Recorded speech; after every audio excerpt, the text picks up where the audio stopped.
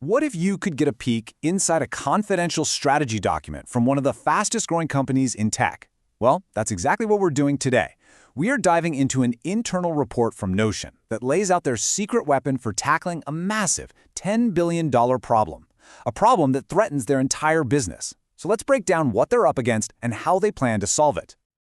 Okay, first, you have to appreciate the scale we're talking about here. As of 2024, Notion has over 100 million users.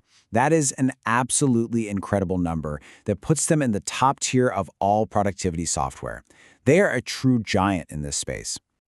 And you know, that massive user base translates directly into market power. Notion is valued at a staggering $10 billion. But here's the thing. With a valuation that high, the stakes for every single strategic decision are just astronomical.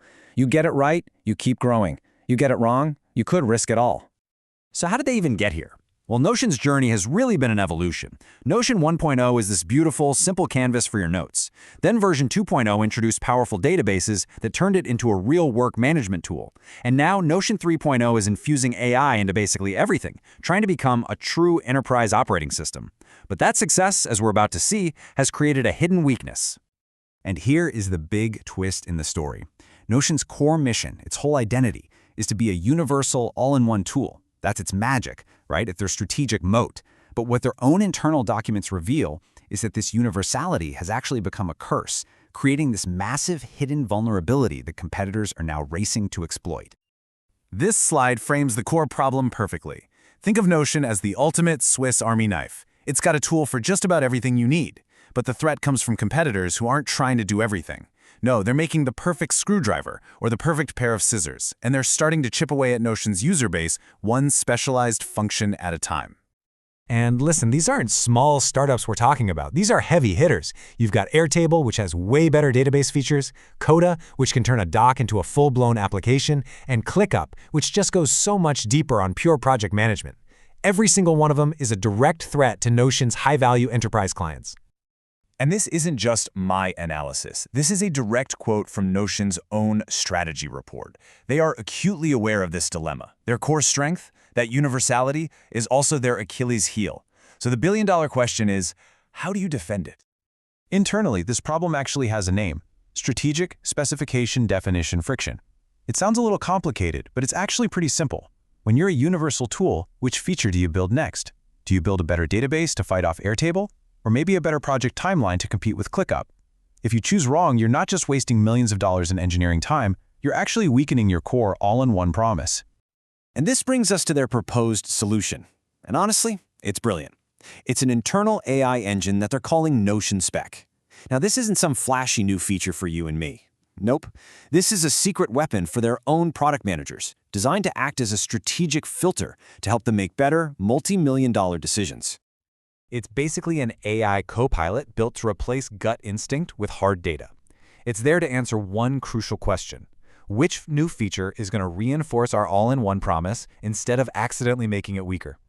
And the process they've designed is deeply collaborative. This is not about AI taking over. It's a human-in-the-loop process. A human product manager comes up with the creative ideas. The AI then acts as a validation engine, analyzing massive amounts of data to score those ideas on key things like universality and return on investment. Then, the human makes the final call, but now they're armed with these powerful data-driven insights. Okay, so how does this engine actually work? Let's take a quick peek under the hood, because it's not just one single AI. It's actually a team of specialized agents all working together. And this is where it gets really clever. They've broken the problem down into 4 distinct jobs. First, the behavioral analyst sifts through all the user data to find where people are actually struggling. Then, the auditor takes a PM's idea and checks if it solves a problem for lots of different users, not just a niche few. The evaluator, well, it runs the numbers, calculating potential ROI. And finally, the specification generator helps draft the technical plan for the engineers. It's like an assembly line for making smart decisions. So you might be thinking, why go to all this trouble for an internal tool? Well, because the payoff is enormous. This isn't just about being more efficient. This is about strategic survival and, frankly, massive financial gains. Get this.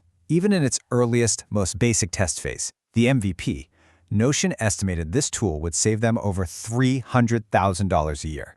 That's just from cutting down the time PMs spend debating and the time engineers spend redoing work. And that is just the beginning. When you zoom out to the bigger strategic picture, the numbers get even more impressive. The report estimates Notion Spec could save $1 million a year just by preventing engineers from building the wrong features. And even more importantly, by building the right ones, they could hold on to their high-value enterprise customers, adding up to a total potential value of over $2 million every single year. But really, the ultimate value here isn't just about saving money. It's about changing the very role of their most important people. The goal is to elevate their product managers from being just document writers and turn them into true AI-assisted strategic decision makers, empowering them to guide the company with data, not just intuition. And that leaves us with a really fascinating final thought. We're also focused on the flashy, user-facing AI features that we can see and touch, but what if the biggest revolution isn't what we see on the screen at all? What if AI's most profound impact is happening behind the curtain, in the invisible strategic choices that shape the very future of the products we use every day?